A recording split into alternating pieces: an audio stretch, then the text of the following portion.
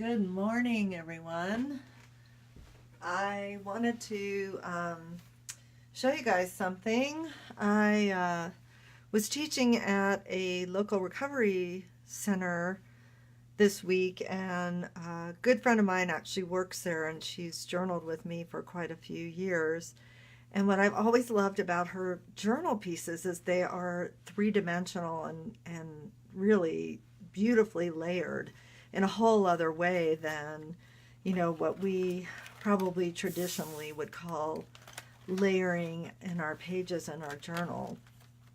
And so I gave myself a challenge to create a layered piece, and much to my surprise, it was really scary, which was really funny. I kind of like blanked out. And so for those of you who are going to be joining us for 21 Secrets, Paper, Scissors, and Glue, I really wanted to show you this because it's kind of a really interesting way to think about doing collage. And so what I finally did was kind of how I work also in my journal, was to start by just creating and picking through piles of images and papers and things like that, and just making a big pile. And then I just let my intuition kind of guide me and tell me where to go. And you can see I actually started here. This is my first layer, and it had kind of a little bit of a writing and just a big pile of paint that I smeared around with a popsicle stick. And then I found this big piece of paper, which unfortunately I can't. It's like a big sheet of thick, almost cardboard. And then I just started creating the story, and it actually, what you'll see is you're going to see the last part first, and as I open, you'll begin to see the dimensions of the different layers. So this was actually the final touch. I had been carrying around this piece of lace, and it fell on the floor, and one of the clients at the recovery center had found it and said, "I think this is yours." And I said, "Oh, perfect. It's the finishing touch." So then you can open it up and it unfolds, and of course I can't see, but I'm hoping you can actually see the fold part, so I'll just move it. I did some stamping here, and then it might be a little bit hard to see this, but this is actually, I did a packing tape transfer. And then when you lift it, there is this other magazine image, and then there's a little girl on a rocking horse. And I just love this image because it feels very much like this is where I find myself today, is really kind of being more connected to the land and to nature. And I posted this morning on my Facebook page, less really aligned with the clock and Chronos time and more involved with Kairos.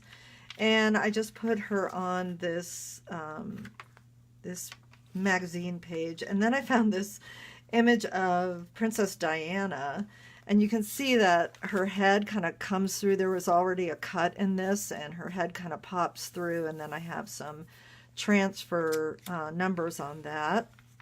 And I think she's kind of funny. She kind of represents this sort of playful princess, if you will, that probably lives inside of me. And then I've got this image on the bottom, which is a Basquiat image, and I just love his work. And I think the reason I love Basquiat's work so much is just that sort of raw, vulnerable, primitive quality. And it's almost like it invokes in me some of the intuitive painting that you've seen me do. Just that quality where we really just allow the imagery to come through us and not worry so much about how it looks. And I would never pretend to call myself Basquiat, but he's just always been this hero of mine because of his imagery. So it's just kind of a fun way to start thinking about your journal. How could my journal become more three-dimensional than it even is now, with wire and different kinds of objects that you've probably already got laying around the house?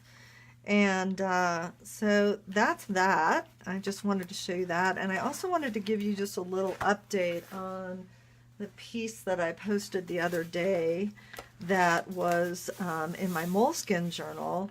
Yesterday during the Art, Healing, and Hope class, I added, a lot of the people there have not done much journaling.